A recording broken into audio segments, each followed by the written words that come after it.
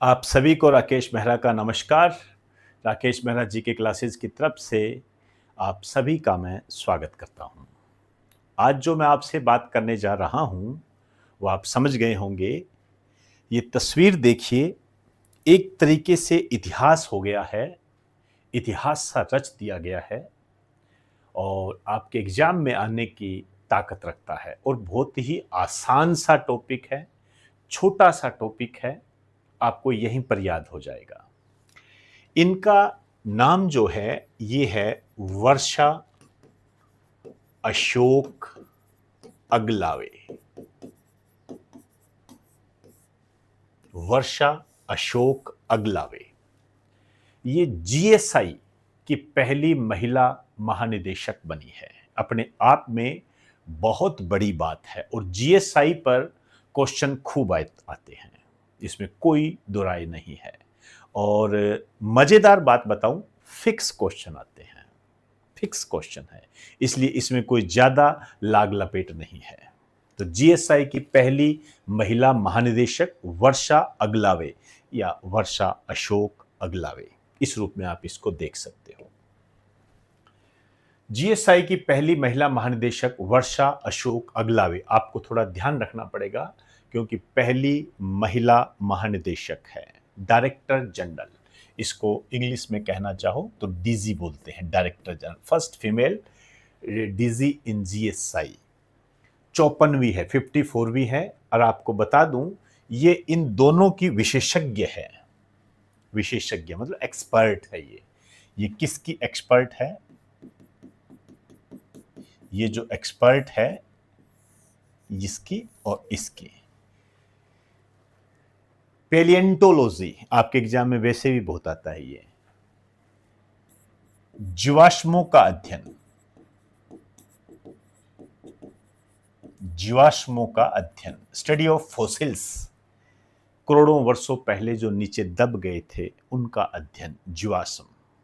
और palynology, palynology Hindi में लिखना चाहो तो हिंदी में लिख देना, ये होता है पराग कणों का अध्ययन, pollen grain, study of pollen grain.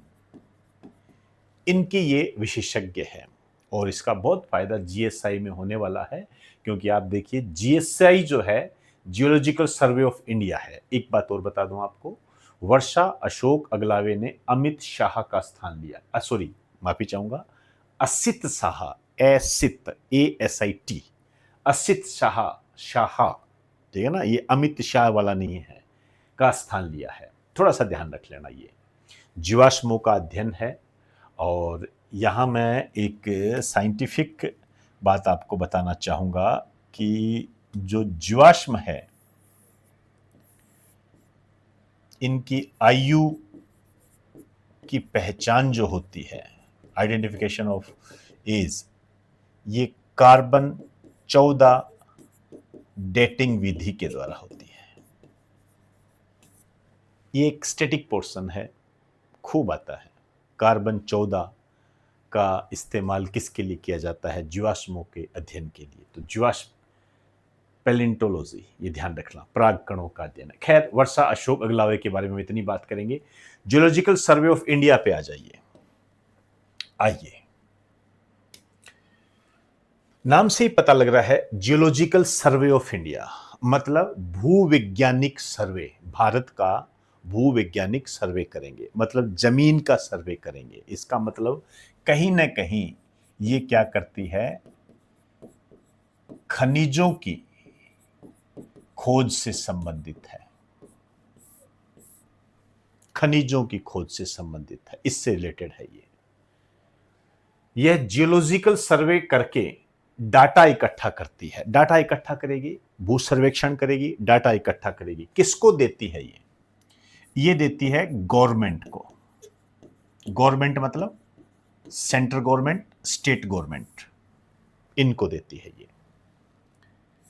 दूसरा, ये किसी एजेंसीज को देती है, जो विशेष प्रकार की एजेंसीज उस पर काम करती है उसको देती है। ये पब्लिक को भी देती है।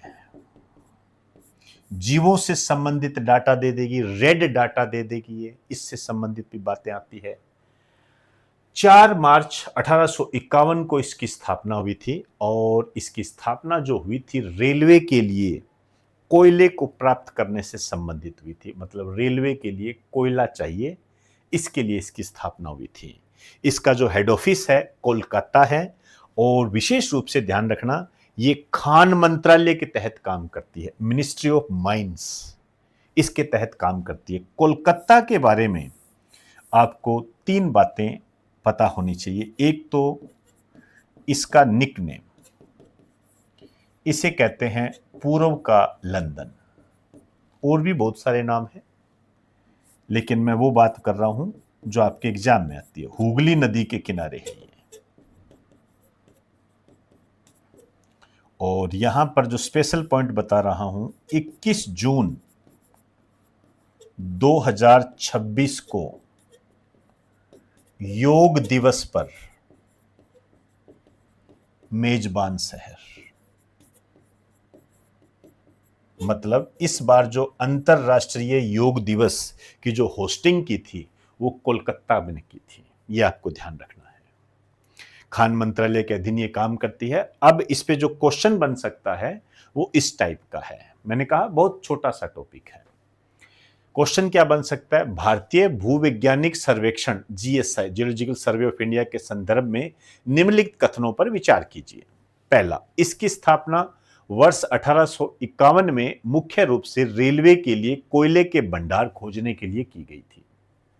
दूसरा, वर्तमान में यह खान मंत्रालय, मिनिस्ट्री ऑफ माइंस के अधीन एक संलग्न कार्यालय है, मतलब जुड़ा हुआ ऑफिस है।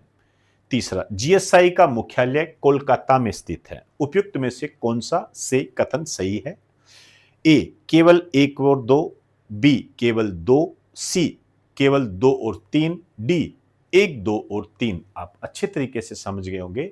इसका आंसर है 1, 2 और 3, तीनों ही सही है। तो इस पर इसी टाइप के क्वेश्चन बनते हैं। तो इजाजत चाहूंगा। आप सभी को नमस्कार। बेस्ट।